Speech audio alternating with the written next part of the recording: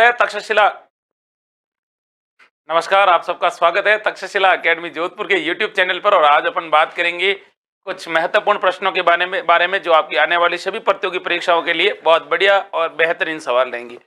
जैसा कि आपके सामने पहला सवाल दिया जा रहा है। पहला सवाल क्या है? पहला सवाल है, निम्न में से कौन सा वाद्य यंत्र है जिसका आकार वीणा के समान होता है? किसके समान होता है भाई? वीणा के समान उसका आकार होता है। इसके बारे में आपको बताना है कि इनमें से कौन सा वाद्य यंत्र है जिसका आकार है वो किसके समान है? वीणा के समान है। फटाफट बताओ, ये चार ऑप्शन है आपके साथ।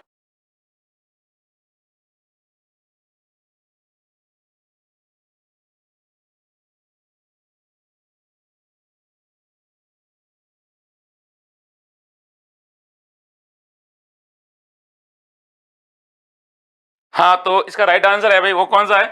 अच्छे से मालूम है आपको? Very good. वीणा के समान आकार वाला वाद्य यंत्र। वीणा के समान आकार वाला वाद्य यंत्र, चार ऑप्शन है। अच्छे से आपको जवाब देना था, आप लोगों ने कोशिश की, लेकिन इसका वाद्य यंत्र का राइट आंसर है भाई जंतर। जंतर कैसा वाद्य यंत्र है? तत्व वाद्य यंत्र है। एक बार तो ये याद रखना। कितने तार होते हैं इसमें? तो कईयों में तो तार होंगे 5 या फिर कईयों में होंगे 6। इसका जो पर्दा होता है ना, वो मगरमच्छ की खाल का बना होता है। तो याद रखना है कि इसका जो पर्दा होता है वो किसका बना होता है? पर्दा इसका मगरमच्छ की खाल का होता है। मगरमच्छ की खाल का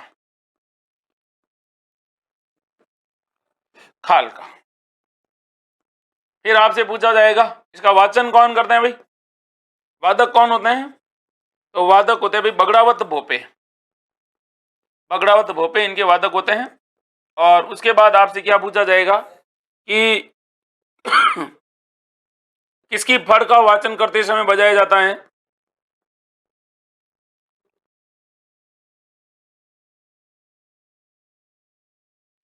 तो अपने देवनारायण जी की जो फड़ होती है, उस फड़ का वाचन करते समय इसको बजाया जाता है। किसको भाई?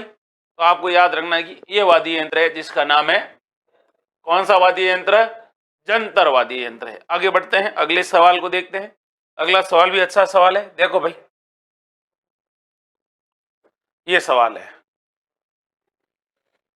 कंजर जनजाति द्वारा हाकम राजा का प्याला पीकर किस बात की कसम नहीं खाई जाती है? तो अपने राजस्थान में एक जनजाति है कंजर जनजाति, और कंजर जनजाति के लोग होते हैं ना भाई, वो किसकी हाकम राजा की कसम खाकर क्या नहीं बोलते हैं या क्या करते हैं, वो आपको बताना है। सत्य बोलने की कसम खाते हैं, दुश्मन को मारने की कसम खाते हैं, या अपने टोले की रक्षा करने की, या फिर सदा अविवाहित रहने की?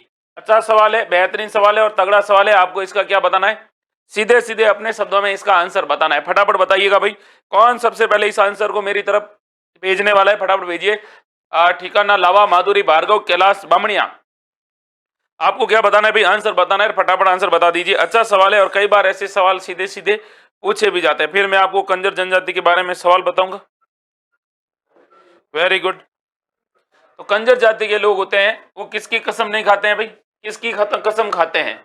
कंजर जनजाति राजस्थान के अंदर कंजर है, वो जनजातियों में शामिल नहीं करके एससी कम्युनिटी में इसको क्या किया गया है? शामिल किया गया है। इसका मतलब ये राजस्थान की कैसी जाति है भाई? पिछड़ी जाति है। कौन सी? कंजर जाति। और कंजर जाति के बारे में आपको याद रखने हैं कुछ बातें। कौन कौन सी बातें?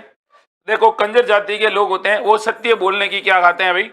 कसम खाते हैं कि हम क्या नहीं बोलेंगे, झूठ नहीं बोलेंगे। उसके बाद कंजर जाति के बारे में कुछ फैक्ट है, वो आपको याद रखना है। कंजर किस कम्युनिटी में शामिल है? तो कंजर एससी में शामिल है, शेड्यूल कास्ट में शामिल है। इसका मतलब ये पिछड़ी जाति है। पिछड़ी जाति है, ये भी याद रखना है। और उसके बाद आपको याद रखना है, ये अपराध प्रवृत्ति के लिए प्रसिद्ध है।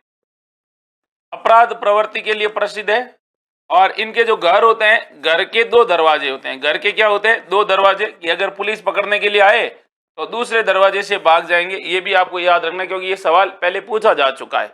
उसके बाद आपको ये भी याद रखना है कंजर जाति के बारे में, कि जो भाई ये कंजर जाति है, इसके बारे में ये कहा जाता है कि कंजर जाति की जो महिलाएं होती है, उन महिलाओं का जो कमर पर बांधा जाने वाला आभूषण है खुशनी। और ये कंजर जाति की जो महिला होती है, उन महिलाओं का क्या है? वस्त्र। और यही सवाल सीईटी में पूछा गया था, खुशनी किस जनजाति का वस्त्र है? तो कंजर जाति की जो महिलाएं होती है वो कुछ नहीं पहनती है, ये मोर का मांस खाते हैं, मोर का मांस खाते हैं, ये भी आपको याद रखना है। मोर का मांस इनके लिए प्रिय होता है, पिकॉक। उसके बाद आपको इनके बारे में याद रखना है कि यहाँ पर कंजर जाति के द्वारा कौन सा नृत्य किया जाता है, तो आपको याद रखना है चक्री नृत्य किया जाता है। कौन सा नृत्य किया जाता है? चक्री नृत्य किया जाता है। उसके बाद आगे बढ़ते हैं और अगले सवाल को देखते हैं। अगला सवाल है ये, भील जनजाति का एक प्रसिद्ध गीत है जिसे स्त्री और पुरुष दोनों एक साथ मिलकर गाते हैं। 4 ऑप्शन है, आपको बताना है कौन सा गीत स्त्री और पुरुष दोनों साथ मिलकर गाते हैं। अच्छा सवाल है। सुवटिया, जोरावा, सुपना या हमसीडो? बताइएगा भाई। कैलाश बामणिया, माधुरी भार्गव, ठिकाना लावा, माधुरी भार्गव, कैलाश बामणिया। फटाफट आंसर दो भाई। तो सवाल ये है कि भीलों का प्रसिद्ध लोकगीत जिसे स्त्री और पुरुष साथ मिलकर गाते हैं वो गीत कौन सा है? सुवटिया, जोरावा, सुपना या हमसीडो?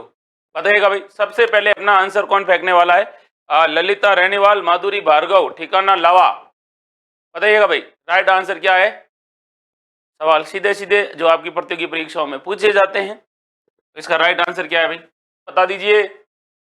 सविता, ठिकाना लावा, 9060 एसपी मीणा, संतोष वैष्णव। बताइएगा भाई। तो इसका राइट आंसर है भाई हमसीडो। कहां पर गाया जाता है? तो मेवाड़ के पहाड़ी क्षेत्रों में गाया जाता है, पहाड़ी क्षेत्रों में। कैसा गीत है ये गीत? मेवाड़ के पहाड़ी क्षेत्रों में ये गीत गाया जाता है। और कैसा गीत है? तो आप कहोगे सर ये गीत कैसा है? कैसा गीत है? प्रेम गीत है। सुपना गीत हाड़ौती क्षेत्र में गाया जाता है। कैसा गीत है? विरह गीत है। लड़की की नई नई सगाई हो रखी होती है, अचानक से उसको सपना आता है और उसके पति को दिखता है, वो दिखते हैं कि मेरे जो प्रिय है या मेरे जो पति है वो संकट में है, तो फिर वो क्या गाती है? गीत गाती है। जोरावा कैसा गीत है? विरह गीत है। कहां पर गाया जाता है? पश्चिमी राजस्थान में गाया जाता है। और पश्चिमी राजस्थान में भी पूछे तो कौन से मेयर में, जिला पूछे तो जैसलमेर में। सुवटिया कैसा गीत है? तो सुवटिया विरह गीत है। कौन गाती है? भील स्त्री गाती है। किस क्षेत्र में गाती है? तो मेवाड़ के पहाड़ी क्षेत्र में गाया जाता है। कौन से क्षेत्र में? पहाड़ी क्षेत्र में। ठीक है, ये भी आपको याद रखना। क्या गाती है? मारा हरिया रुकरा सुवटिया, थने राम मिले तो कई जेरे। पति के परदेश जाने पर उनके लिए यह गीत गाती है ना। तो इसका राइट आंसर है भाई वो कौन सा है? हमसीडो एग्जैक्ट इस प्रश्न का राइट आंसर है। बाकी ये सारे सवाल इनके आसपास वाले भी पूछे जा चुके हैं। अगला सवाल है ये वाला, किस प्रथा के अनुसार पत्नी अपने पति को छोड़कर किसी अन्य पुरुष के साथ रह सकती है? नाता, डावरिया, बिंदोली, सामेला। बताना आपको है। 4 आंसर है आपके सामने। इसके 4 ऑप्शनों में से एक राइट आंसर है, आपको बताना। बता दीजिए। पूजा, चारण, सविता, लोकेश, सविता, संतोष वैष्णव, ठिकाना लावा, विकास खुमियादा। फटाफट आंसर बताओ भाई। सवाल आपसे पूछा है किस प्रथा के अनुसार एक महिला है वो अपने पति को छोड़कर किसी अन्य पुरुष के साथ जा सकती है। जैसा कि आज का दिवस है, इस दिवस के तहत देखा जाए तो आज कईयों के घर बनेंगे और कईयों के घर टूटेंगे, है ना। बता दीजिए राइट आंसर क्या है इसका। तो इसका जो राइट आंसर है उसको कहते हैं नाता प्रथा। ठीक है भाई, कौन सी प्रथा कहते हैं? नाता प्रथा, ये याद रखना। और नाता प्रथा सर्वाधिक प्रचलन किसमें है भाई? तो सर्वाधिक प्रचलन है भाई किसमें? भील जनजाति में। भील जनजाति में इसका क्या है? सर्वाधिक प्रचलन है। और कहते हैं कि इसमें महिला होती है शादीशुदा महिला अगर किसी व्यक्ति के साथ भाग जाती है या उससे विवाह कर लेती है तो उससे क्या लिया जाता है भाई? वधु मूल्य लिया जाता है। उससे उसका जो पति होता है उससे क्या लिया जाता है भाई? उस वधु का मूल्य लिया जाता है, ताकि पहला वहला व्यक्ति जिसकी पत्नी भागी है उसके लिए वापस क्या लाया जाए? पत्नी लाई जाए। डावरिया, डावरिया किसे कहा जाता था? दहेज में दी गई कन्याओं को क्या कहा गया? डावरिया कहा गया। आजकल तो नहीं थी, रियासत काल में डावरिया, राजा महाराजाओं के घर में बेटियों की शादी होती थी तो क्या होता था कि वो अपनी बेटियों की शादी के दौरान उनके साथ बहुत सारी नौकरानियां भेजते थे ताकि हमारी बेटी को काम नहीं करना पड़े। इसके तहत बिंदोली क्या होती है? तो शादी से एक दिन पूर्व का संगीत व नृत्य समारोह होता है कि नहीं होता है बंदोली। और अपने ऐसे ही घर में क्या देते हैं, कोई मानता नहीं है भाई बहन या कोई छोटा बच्चा, तो आप कहते हो चुपचाप बैठ जाए नहीं तो बंदोली निकाल दूंगा। तो बंदोली दोनों तरह से निकलती है। ये जो बंदोली है ये शादी वाली है। सामेला क्या होता है? तो वधु पक्ष द्वारा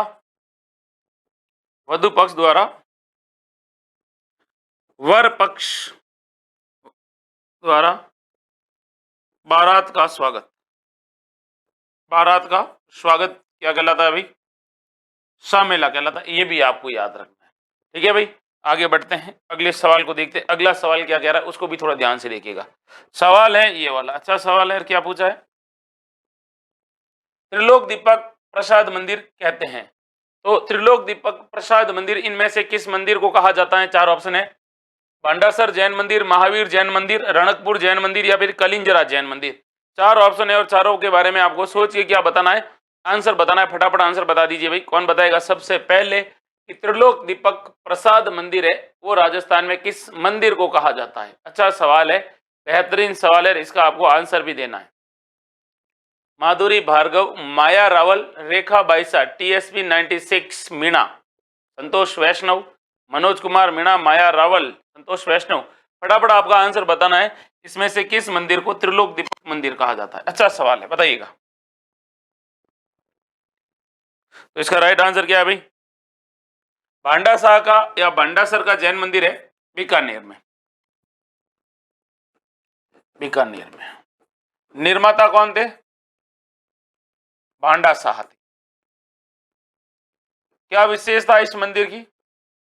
इस मंदिर की जो नींव है वो नींव किससे भरी गई? नींव घी से भरी गई।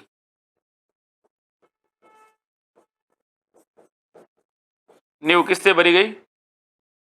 नींव है वो इस मंदिर की, वो घी से भरी गई। ये आपको क्या रखना था? याद रखना था। आगे बढ़ते हैं, अगले सवाल को देखते हैं। अगला सवाल है ये, ज्वालामुखी निर्मित झील है, इनमें से कौन सी झील है जो ज्वालामुखी से निर्मित है? गजनेर झील, ढेबर झील, सुकड़ी झील या फिर पुष्कर झील। अच्छा सवाल पूछा है, ज्वालामुखी से निर्मित झील कौन सी है? बताइएगा। चार ऑप्शन है आपके सामने, अच्छे से सोच विचार के आपको इसका क्या देना भाई? आंसर देना। बता दीजिए भाई, कौन बताएगा? इतना अच्छा और इतना तगड़ा सवाल पूछा है कि आप में से कोई भी इसका क्या दे सकता है? जवाब दे सकता है। जैसे माधुरी भार्गव और कोई? हाँ, तो इसका राइट आंसर क्या है भाई? लोकेश, चांदनी खटीक, रेखा बाईशा, माया रावल। माया रावल, कैलाश बामणिया। बताओ भाई। तो इसका राइट आंसर है वो है पुष्कर झील। आपको पता होना चाहिए पुष्कर झील कहां पर है? अजमेर में है, ध्यान रखना।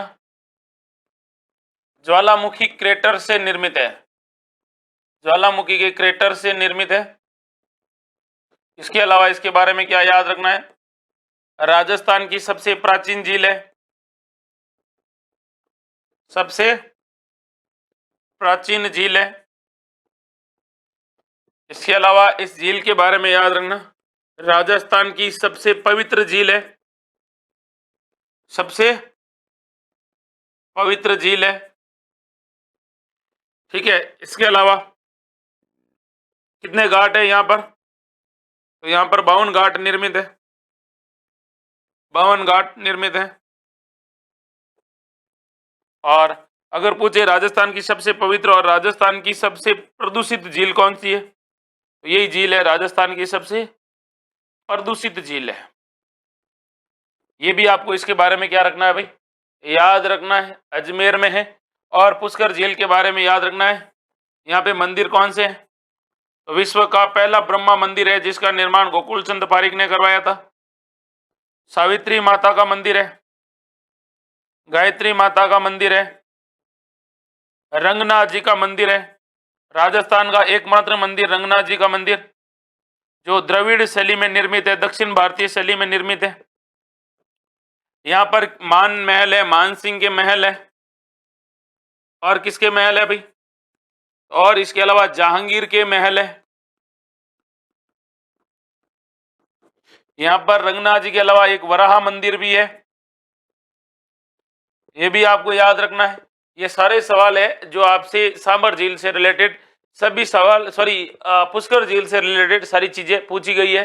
अब आपको याद रखना है इसका जो सफाई का कार्य है वो किसके सहयोग से हो रहा है भाई, सफाई। तो आप कहोगे सफाई हो रही है कर्नाटक के सहयोग से, किसके सहयोग से, कर्नाटक सरकार के सहयोग से इसमें क्या हो रही है, सफाई हो रही है। ये भी आपको क्या रखना है, याद रखना है। आगे बढ़ते हैं, अगले सवाल को देखते हैं। अगला सवाल क्या कह रहा है उसको थोड़ा ध्यान से देखोगे तो अच्छे से आप इसका आंसर भी दे पाओगे। सवाल है ये वाला, राज्य में त्रिवेणी संगम वाले जिले कौन से हैं। तो इनमें से कौन से जिले हैं जिनमें त्रिवेणी संगम होता है, यानी 3 नदियों का संगम होता है, बता दीजिए भाई। अच्छा सवाल है, गजब का सवाल है। हनुमान जी का लाडला रणनी ललिता रेणीवाल में पुष्कर के पास, कोई बात नहीं, बहुत बढ़िया ना।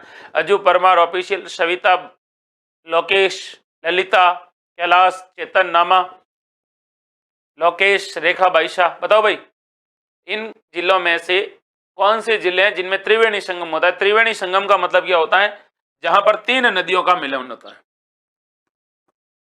3 नदियों का क्या होता है भाई, मिलन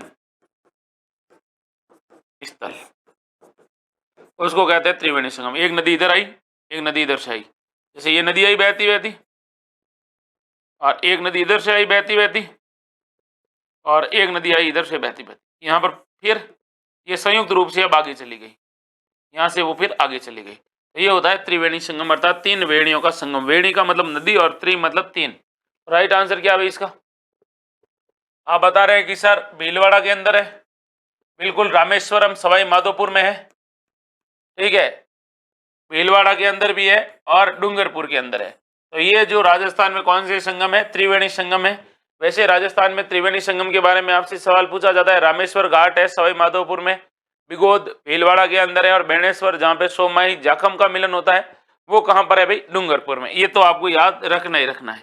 आगे देखिएगा अगला सवाल, और अगला सवाल ये है कि राजस्थान की मिट्टियों में सर्वाधिक नाइट्रोजन की मात्रा जिस मिट्टी में होती है वह है। तो इनमें से किस मिट्टी में नाइट्रोजन की मात्रा सर्वाधिक होती है उसके बारे में आपको बताना था। 4 ऑप्शन है आपके सामने, बता दीजिए। मध्यम काली मिट्टी, काप मिट्टी, सलेटी मिट्टी, भूरी दोमट मिट्टी या बलुई मिट्टी। अच्छा सवाल है, तगड़ा सवाल है, और सीधा आपको इसका क्या बताना है, आंसर बताना है कि किस मिट्टी में नाइट्रोजन की क्षमता या नाइट्रोजन की मात्रा अधिक होती है, बताइएगा। अच्छा सवाल है,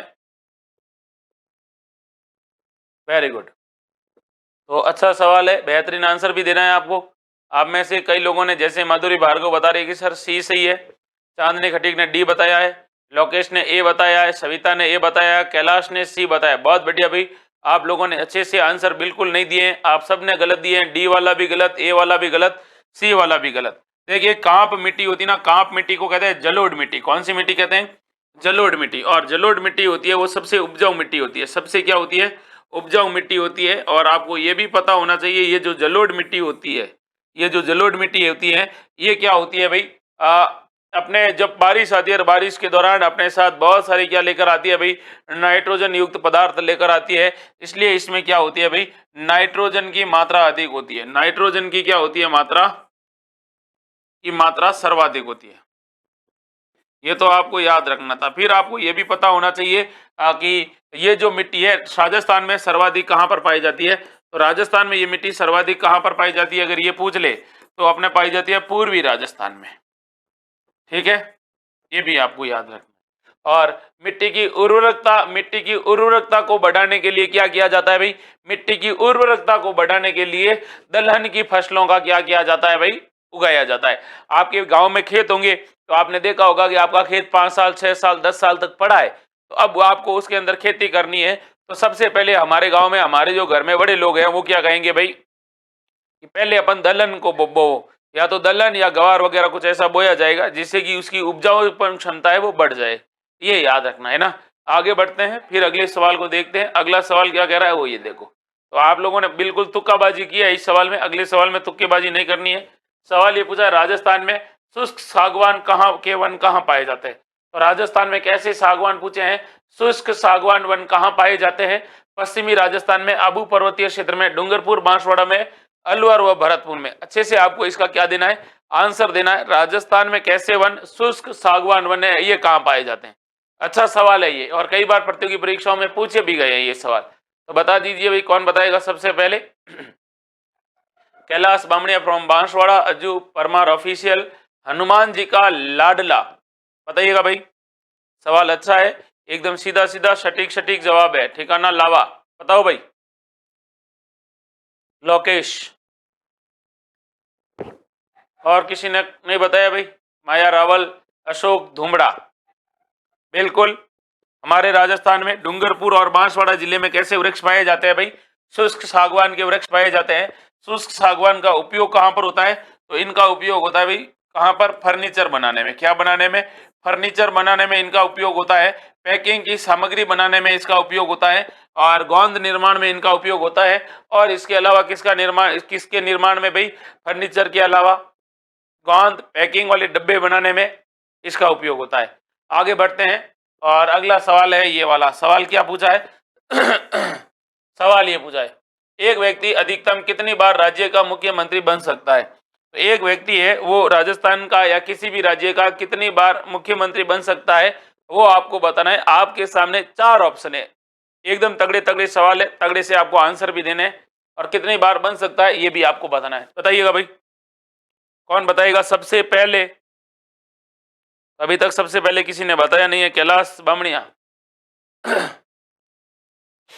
एक व्यक्ति कितनी बार बन सकता है भाई, माया रावल नहीं बता सकती है, कोई बात नहीं। और नवीन सैनी, चलो कोई नहीं। तो देखो, मुख्यमंत्री 5 बार, 4 बार, 3 बार, कोई सीमा नहीं है। आप जब तक चाहो तब तक बन सकते हो।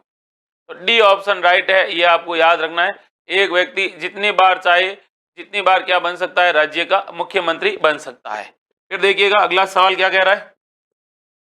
सवाल पूछा है, राजस्थान में संसदीय सचिव बनाने की जो व्यवस्था है वो कब से प्रारंभ हुई।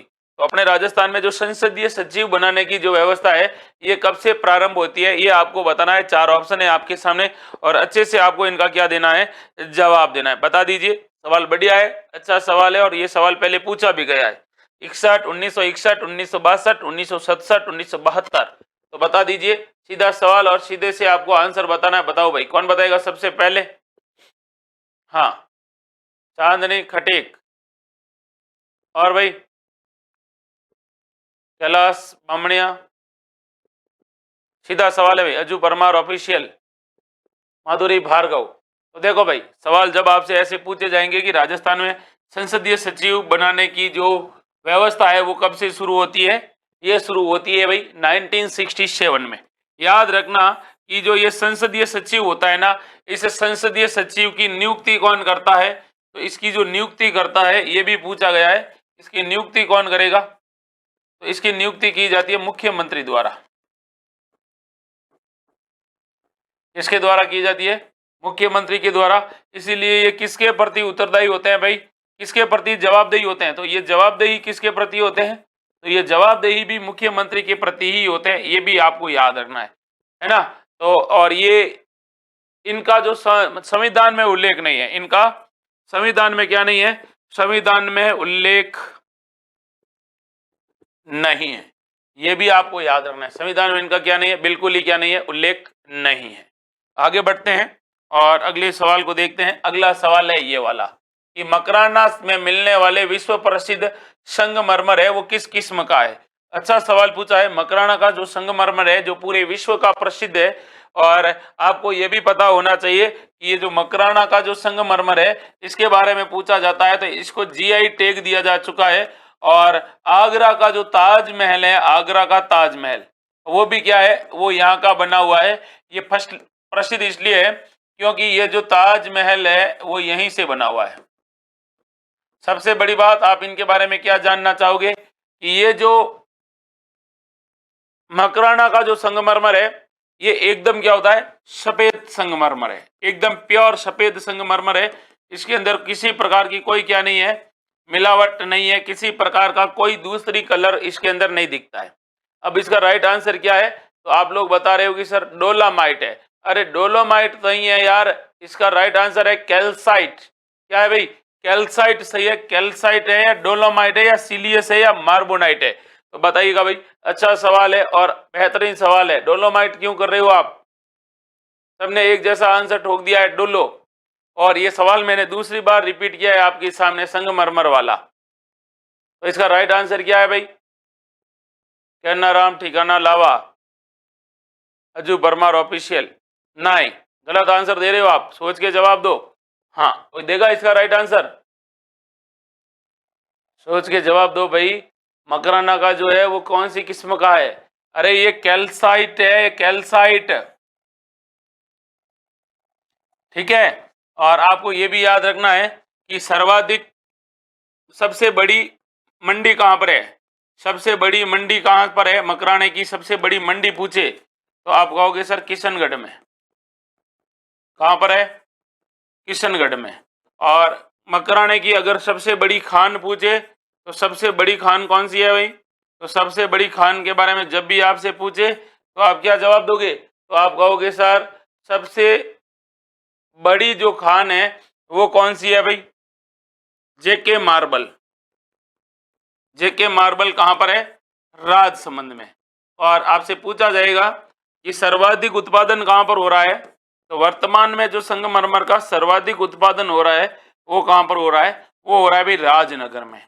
और राजनगर कहां पर है? तो राजनगर है राजसमंद में। कहां पर है भाई?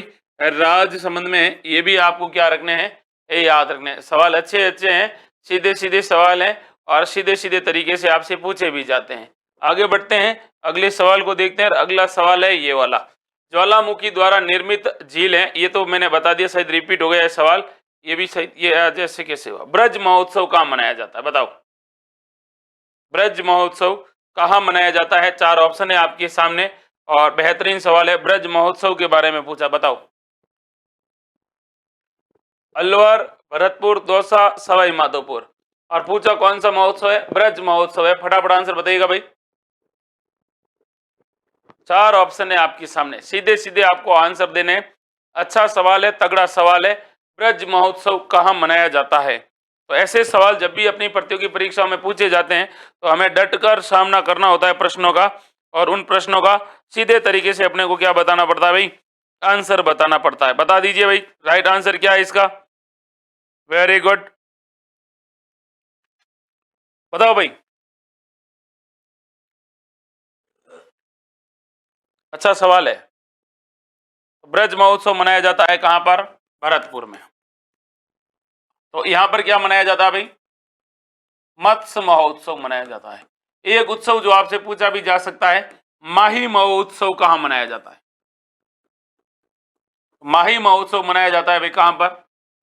डूंगरपुर में। यह भी आपको याद रखना। मरु महोत्सव जैसलमेर में।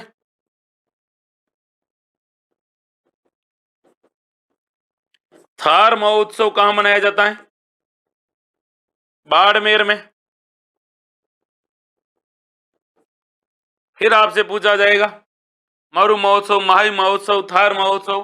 थार महोत्सव के अलावा आपसे अगर कोई पूछे कि भाई इसका राइट आंसर क्या होगा, जैसे आपसे पूछा जाएगा मारवाड़ महोत्सव। तो मारवाड़ महोत्सव कहां मनाया जाता है भाई? जोधपुर में। फिर आपसे पूछा जाएगा मीरा महोत्सव। तो मीरा महोत्सव कहां मनाया जाता है भाई? चित्तौड़गढ़ में। फिर आपसे सवाल पूछा जाएगा मेवाड़ महोत्सव कहां मनाया जाता है? तो मेवाड़ महोत्सव मनाया जाता है भाई अपने उदयपुर में। फिर आपसे पूछा जाएगा शरद और ग्रीष्म महोत्सव, तो ये कहां पर मनाया जाता है भाई? ये मनाया जाता है सिरोही में। कहां मनाया जाता है? सिरोही में। ये भी आपको क्या रखना है भाई? याद रखना है। सवाल सीधे सीधे हैं जो आपसे क्या पूछे जा सकते हैं, परीक्षाओं में पूछे भी जा सकते हैं। फिर देखिएगा, आगे बात करूं तो आगे देखिएगा ये वाला सवाल है।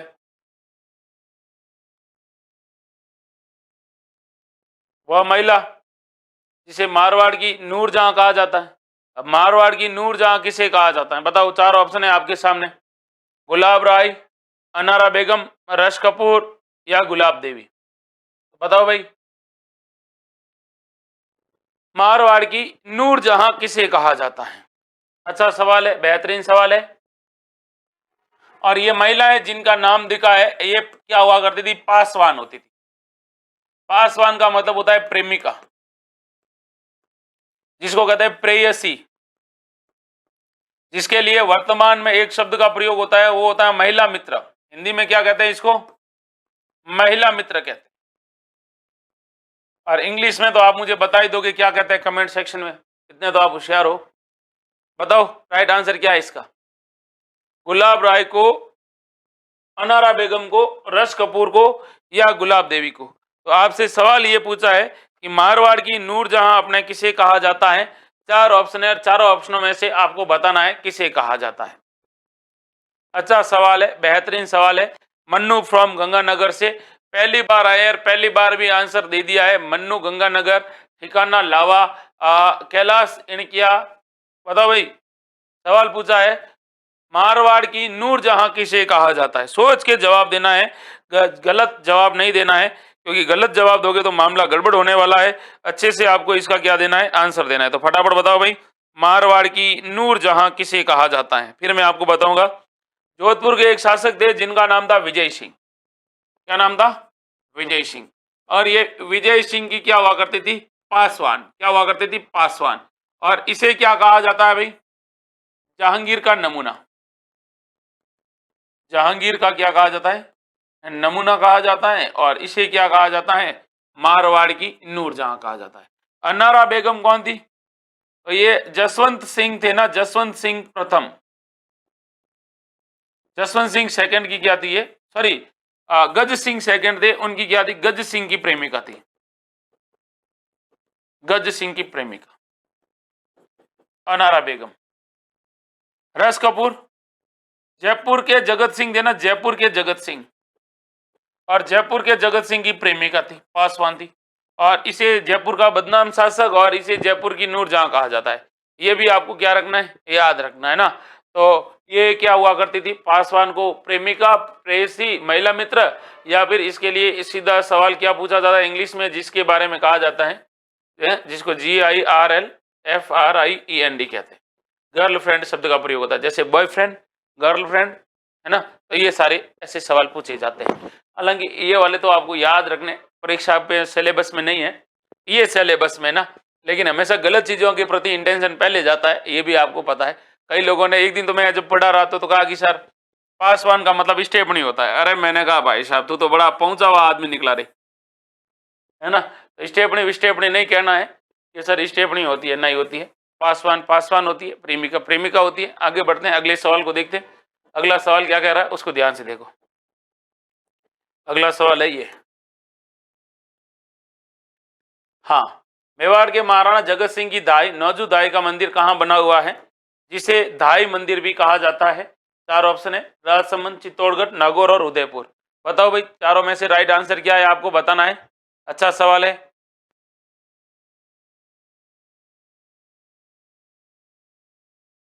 बताओ भाई, मेवाड़ के महाराणा थे जिनका नाम था जगत सिंह, और जगत सिंह की एक क्या हुआ करती थी? प्रेमिका हुआ करती थी। उनके बारे में आपको क्या करना है भाई? बताना है। बताओ कौन थी वो? मेवाड़ के महाराणा जगत सिंह की, सॉरी, दाई माँ थी, प्रेमिका नहीं थी। तो बताओ दाई माँ का मंदिर कहाँ पर बना हुआ है? पता होना चाहिए आपको। जगत सिंह के बारे में तो अच्छे अच्छे सवाल भी बनते हैं, अभी बताऊंगा मैं आपको जगत सिंह के बारे में। उससे पहले आपको बताना है इनका मंदिर कहाँ पर है। बहुत बढ़िया आंसर बताया भाई आप लोगों ने। जैसे राम खिलाड़ी लाल मीणा ने बताया है, माया रावल ने बताया है, लोकेश ने बताया है, अज्जू परमार ने बताया है, मन्नू गंगानगर ने बताया, माधुरी भार्गव ने बताया है, और राम खिलाड़ी मीणा ने बताया। और किसको बताना है भाई? फटाफट आंसर बताओ। माया रावल। बहुत बढ़िया भाई, आप लोगों के सारे जो सवाल है, जिन लोगों ने बी ऑप्शन किया है उन सबकी क्या है? एकदम से सवाल है, बिल्कुल और बिल्कुल गलत बकवास है, बिल्कुल वाहियात सवाल है। और वाहियात सवाल का नहीं कहूंगा, वाहियात आंसर है आपका। सवाल तो बढ़िया अच्छा है। चित्तौड़गढ़ में नहीं है, राजसमंद में भी नहीं है, तो कहां पर है? उदयपुर में। उदयपुर के अंदर एक मंदिर बना हुआ है जगदीश मंदिर, और जगदीश मंदिर के पास में बना हुआ है।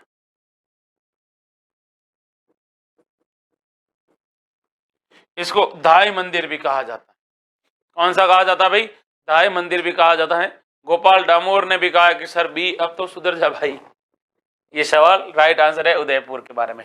जगत सिंह से रिलेटेड आपसे क्या क्या सवाल पूछे जा सकते हैं आपकी आने वाली सभी प्रतियोगी परीक्षाओं में, वो भी आपको क्या रखना है भाई? याद रखने। जैसे आपको क्या याद रखना है, इनसे रिलेटेड अपने सवाल क्या बने वो देखिए, ध्यान से सुनने का, ठीक है। कैना राम माया रावल ठिकाना लावा, ध्यान से सुनिएगा। जगत सिंह के बारे में ये कहा जाता है कि इन्होंने क्या किया था भाई?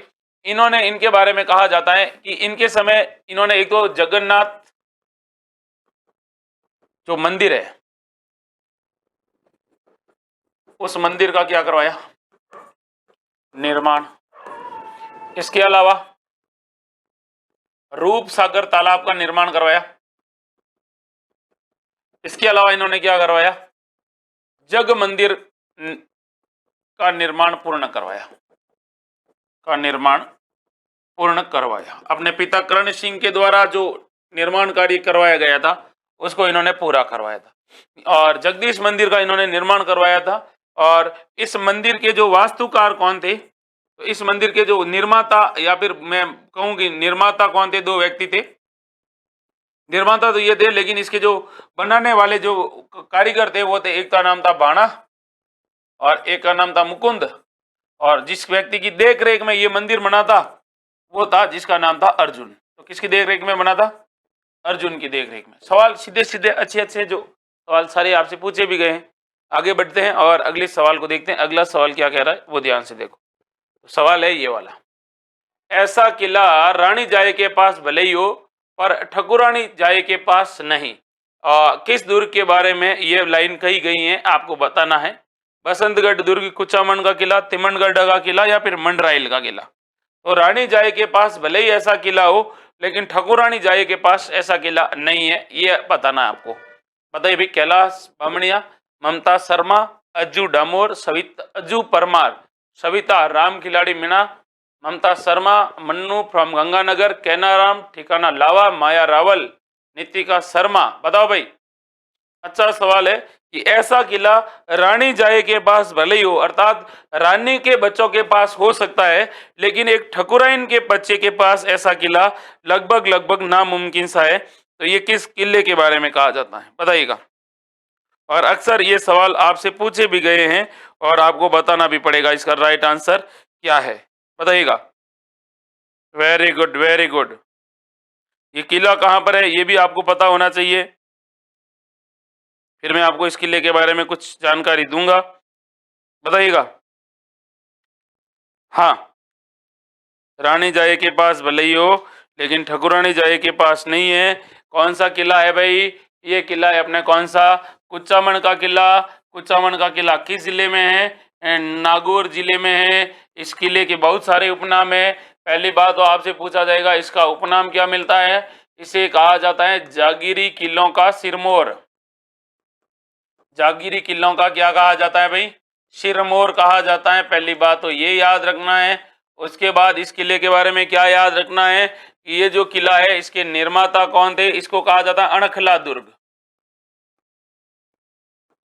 अणखला दुर्ग भी कहते हैं इस किले के उपनामों में, याद रखना।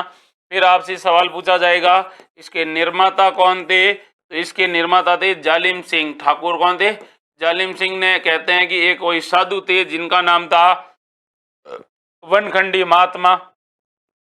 इसमें मारवाड़ रियासत की टकसाल भी थी, मारवाड़ रियासत की टकसाल। और इस टकसाल के अंदर कुछ सिक्के बनते थे और इन सिक्कों में आपको याद होगा नाम इकती संदा सिक्का। और इकती संदा सिक्का है वो इसी किले के अंदर डाला गया था। ये भी आपको क्या रखना है? ये याद रखना है। बाकी इस किले के बारे में ऐसा कहा जाता है कि प्राचीन काल में कुचामन को क्या कहा जाता था? तो प्राचीन काल में कुचामन को कहा जाता गोडाटी। क्या कहा जाता? गोडाटी कहा जाता था। ये भी आपको क्या रखना है? याद रखना है। फिर आपको ये भी याद रखना है इस किले के बारे में ये लाइन प्रसिद्ध है। ये सारे सवाल जो आपको क्या रखने हैं भाई? याद रखने हैं जो आपकी प्रतियोगी परीक्षाओं में पूछे जा सकते हैं। आगे बढ़ते हैं, अगले सवाल को देखते हैं। राणा कुंभा द्वारा निर्मित कुशाल माता का मंदिर कहाँ स्थित है? तो राणा कुंभा ने एक मंदिर का निर्माण करवाया था जिसका नाम है कुशाला माता का मंदिर, और कुशाला माता का मंदिर अपने राजस्थान में कहाँ पर है बताना है आपको। 4 ऑप्शन है आपके सामने, अच्छे से आपको आंसर देना है, ठीक है भाई। और आप लोगों को कई बार क्या होता है कि हमारा टाइम ऊपर नीचे हो जाता है, आप लोगों को शेड्यूल का सही पता नहीं चलता है, इसलिए मैं आप लोगों की सहूलियत के लिए एक नंबर लिख रहा हूँ यहाँ पे 637504346। ये जो नंबर है ये मेरे खुद का नंबर है। यहाँ पे आप क्या कर सकते हो, व्हाट्सएप कर सकते हो, और कॉल तो भाई साहब करना मत, और करो तो भी जब मैं फ्री रहूं तभी कर, हो सके तो उठा पाऊंगा, पहले नहीं उठा पाऊंगा। तो ये नंबर आप नोट डाउन कर लेना अपने फ़ोन में, और अपना नाम लिख के सेंड कर देना ताकि मैं आपके नाम से सेव कर दूं, और आपको किसी प्रकार से राजस्थान जीके की किसी भी टॉपिक है, लेटेस्ट डाटा है, लेटेस्ट आंकड़े हैं, चाहे Rajasthan economics, Rajasthan polity, Rajasthan geography, या फिर राजस्थान करंट से रिलेटेड कोई भी इश्यू आए या कोई भी टॉपिक जिसमें आपको दिक्कत आए, वो इस नंबर पे मेरे को बता देना। मैं आपको बता दूंगा कि आपकी ये प्रॉब्लम है, आपका सॉल्यूशन हो जाएगा जैसे ही मैं व्हाट्सएप सीन करूंगा तो, ठीक है भाई। तो ये भी आपको याद रखना है, ये आपके लिए है, टर्म्स एंड कंडीशन है कि फालतू के मैसेज और फालतू के फ़ोन नहीं करें, और फालतू के ग्रुप में इस नंबर को नहीं ऐड करें, है ना। तो ये भी आपको याद रखना है। तो राइट आंसर क्या है भाई इसका, बता दीजिए। अच्छा सवाल है और अच्छे से आपको इसका आंसर भी देना है, फटाफट बताओ भाई। 4 ऑप्शन आपके सामने है, कहाँ पर है भाई? बहुत बढ़िया भाई, तो आप लोगों ने अच्छे से आंसर भी दिया है, कईयों ने गलत बताया और कईयों ने सही भी बताया। देखो, कुंभा ने 1456 में क्या किया था? मालवा शासक को हराया, मालवा शासक को हराया, और मालवा शासक को हराने के बाद इस जीत की खुशी में, जीत की खुशी में इन्होंने कौन से मंदिर का निर्माण करवाया? कुशाला माता का मंदिर निर्माण करवाया था, और ये कहां पर है? बदनौर में। और बदनौर कहां पर है? भीलवाड़ा में। ठीक। कुंभलगढ़ का किला राजसमंद में है। मातृकुंडिया जिसे मेवाड़ का हरिद्वार कहा जाता है, क्या कहा जाता है भाई? मेवाड़ का हरिद्वार कहा जाता है, मेवाड़ का हरिद्वार कहते हैं, ये भी आपको याद रखना है। और यहां से कौन से आंदोलन की शुरुआत होती है? तो एक ही आंदोलन की शुरुआत भी यहीं से होती है, ये भी याद। कौन से जिले में मातृकुंडिया? चित्तौड़गढ़ में। वैशाख पूर्णिमा के दिन यहाँ पर मेला लगता है। गोगुंदा राजसमंद, गोगुंदा कहाँ पर है भाई? गोगुंदा की पहाड़ियां उदयपुर, कुछ हिस्सा उदयपुर में भी है और कुछ हिस्सा राजसमंद में भी है, ये भी याद रखना है। बाकी कुंभा है, तो कुंभा को क्या कहा जाता है भाई? राजस्थान में, राजस्थान में इनको कहा जाता है स्थापत्य कला का जनक, स्थापत्य कला का क्या कहा जाता है? जनक। और क्या कहा जाता है?